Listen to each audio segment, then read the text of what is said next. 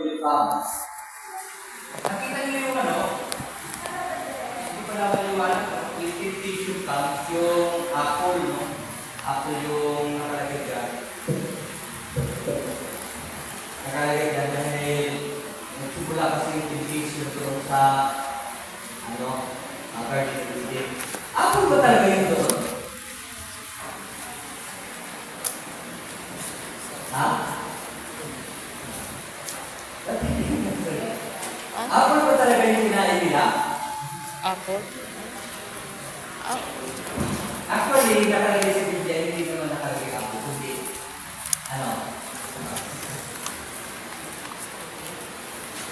tree of knowledge. Tree of knowledge. Ano ba siguro yung naglagay ng apple? Dahil ang kasi talaga, kung ako pag-ano kagaya ni Charles Darwin.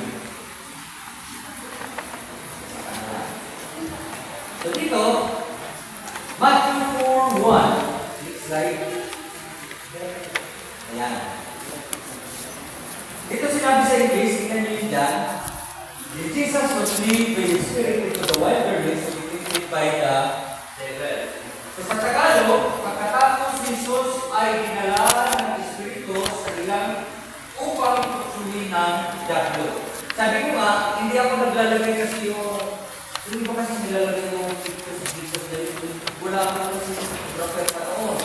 No? Wala pang cellphone, wala pang cameraman. Kaya hindi talaga yung itsura ng Jesus Christ na nakita natin sa mga bulto, yung mga picture. No? So, umiiwas tayo sa noon. Ayan, blurred na siya. Na pinakita dyan, yung picture na si Jesus Christ dinala ng diablo para patuloy. Ang tanong nyo, sa sarili natin, kung si Jesus sinukso ng demonyo, tayo pa kaya? Ikaw pa kaya? Tama ba? Si Adam na tinukso, so tayo pa kaya? So, posible. Ngayon, ang tanong na lang, paano natin malalaman ang totoo ng demonyo? Alam naman natin?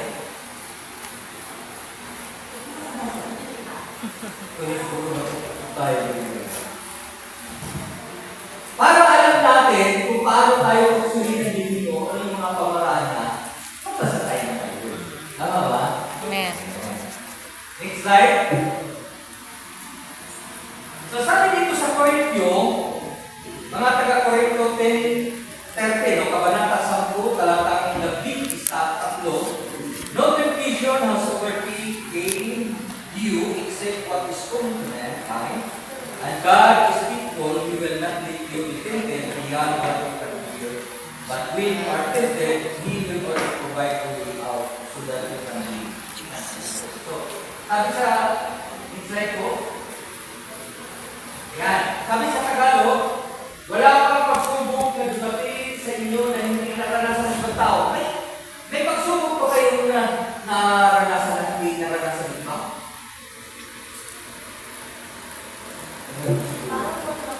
Hindi ko alam.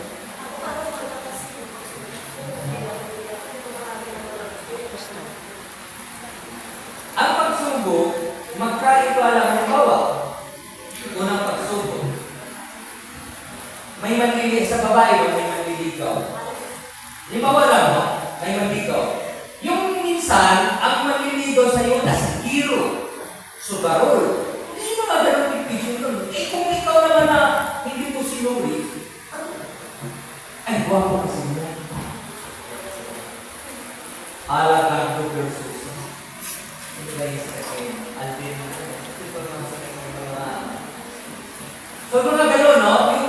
Ang ibig sabihin dito, na ang pagsubok mo, ang pagsubok ng iba, hindi man magkapareho, pero halos pareho lang ito. Lahat naman ng mga babae nililigawan. Lahat naman ng mga lalaki nililigaw. Tama po ba? Pero, ganito yun. Ito yung katotohanan. Ang lalaki, natutugso ang kahinaan mata. Makinig. Ang kahinaan ng mga lalaking mata, kahit kalong-kalong pa yan, hawak pa ng asawa, napapalingin yan. Magkaka-speak na ako. Mapapalikod,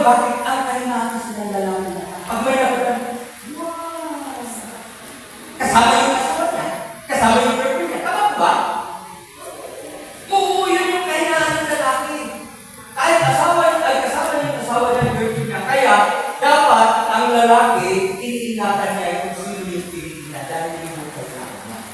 So, yun yung temptation sa lalaki. Sa babae naman, ano yung kailangan?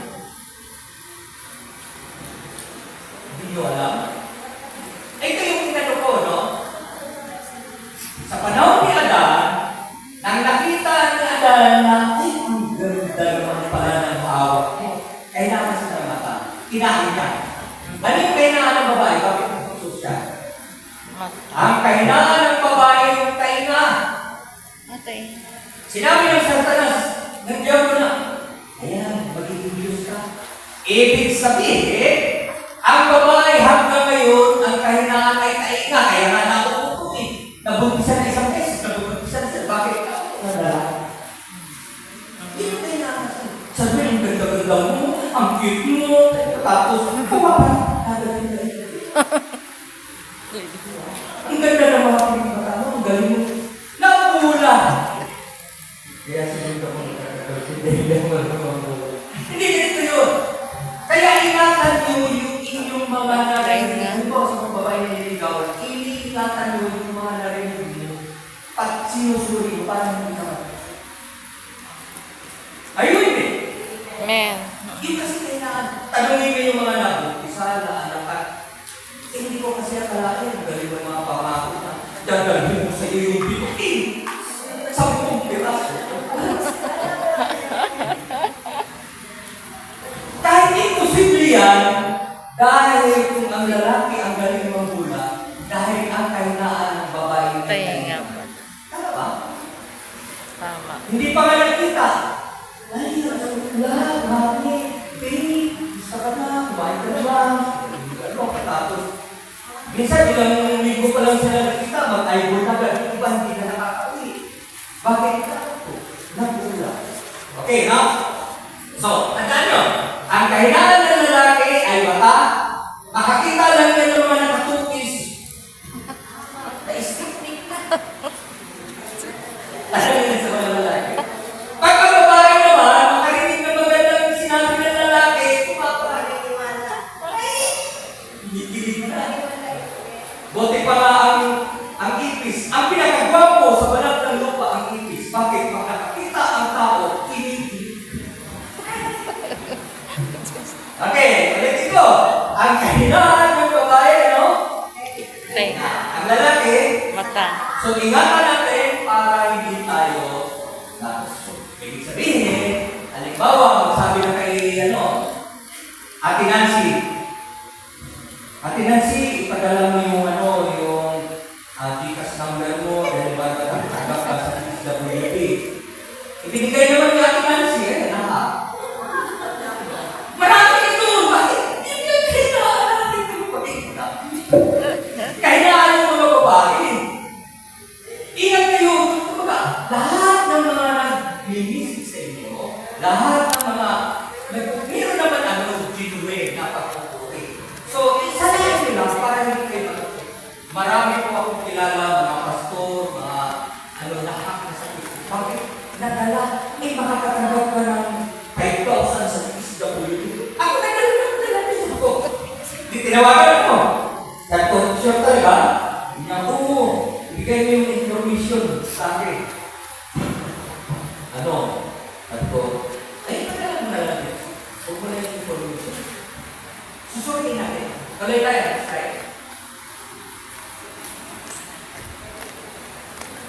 James 1:13. When tempted, no one should say, God is tempting me. For God cannot be tempted by evil, nor God is tempted. So ito yung pagkakamali natin. Minsan masabi tayo, hindi mo siya pumunod. Maniwala. Hindi natin natutuwa Diyos, matapos nagbibigay natin. Ang demonyo nagbibigay natin. The same thing.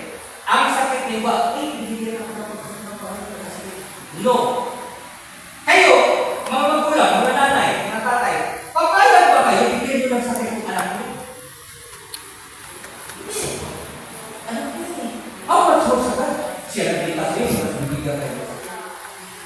Ang demonyo nagbibigay ng sakit. So, ganun din, no? Yung mga tukso, yung mga temptation, yung mga bula, yung mga scammer, no? Ang galing, galing din yung mga scammer. Ang galing. Ang galing. Mag-itis ka lang ng 5,000. May mga kilala ako church, mga pastor, nagkawalaan ng liberty na dahil pinasok kita ng libro, mga pastor, in-apply ko sa mga libro. Hindi ko maganda, may kasama ako doon sa Taiwan na pinasok niya yung asakay. Yung pastor, pinasok sa church, no? Yung libro. Ngayon, yung asawa niya bago Christian nila, nag-invest sila ng 50,000 yata. Dahil mga ganun kasi pag maraming news, malaki income mo. Ganon. Ngayon, hanggang hindi ko alam ngayon, pero yun yung dahilan ng asawa ng lalaki, hindi nag-church. Dahil sabi niya, yung pasok natin, scammer.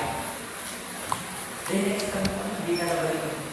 So, ito no, ingat po tayo ng mga lumalapit sa atin, mga negosyo, ano man yan, sumitin, dahil sabi natin, pag na-scam na tayo, wala akong sakit, wala akong pagsubok, na galing po yan sa inyo. Ito ba? Amen. Hindi po ako galing. Okay, tuloy. Ayan yung last na, James 1:14. Diba? Bitin pa tayo, dahil ayaw kong mag-ibig. Sabi dito, natutokso ang tao kapag siya naakit sa nagpapatangay sa kanyang sarili pagdalasa.